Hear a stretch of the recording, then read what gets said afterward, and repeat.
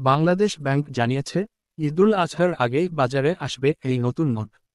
এই নতুন নোটগুলোর সবচেয়ে বড় বৈশিষ্ট্য হল, এবার কোনো ব্যক্তির ছবি থাকছে না, বরং প্রতিটি নোটে স্থান পাবে বাংলাদেশের ঐতিহাসিক স্থাপনা, প্রাকৃতিক দৃশ্য ও সাংস্কৃতিক চিত্র। উদাহরণস্বরূপ, ২০ টাকার নোটে থাকতে পারে দেশের ঐতিহ্যবাহী কোন স্থাপনার চিত্র, ৫০ টাকায় থাকতে পারে গ্রামীণ বাংলার সৌন্দর্য, আর ১,০০০ টাকার নোটে জাতীয় সংসদ ভবন বা স্মৃতিসৌধ। আর একটি গুরুত্বপূর্ণ দিক হচ্ছে, প্রতিটি নোটে থাকবে নতুন গভর্নর আহসান হাবিব মনসুরের স্বাক্ষর।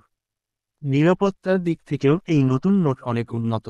থাকছে উন্নত সিকিউরিটি থ্রেড, জলছাপ, রং পরিবর্তনকারী কালি ইত্যাদি। এই পরিবর্তনের মূল উদ্দেশ্য হল কারেন্সি জালিয়াতি রোধ করা এবং ডিজাইনের আধুনিকতা আনা।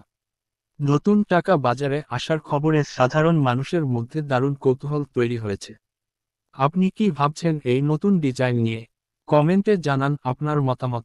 আর এমন সব গুরুত্বপূর্ণ আপডেট পেতে সাবস্ক্রাইবও করুন আমাদের চ্যানেল, ইসলামিক টিভি নিউজ। চিহ্ন ভিডিওটি শেয়ার করুন আপনার বন্ধুদের সাথে।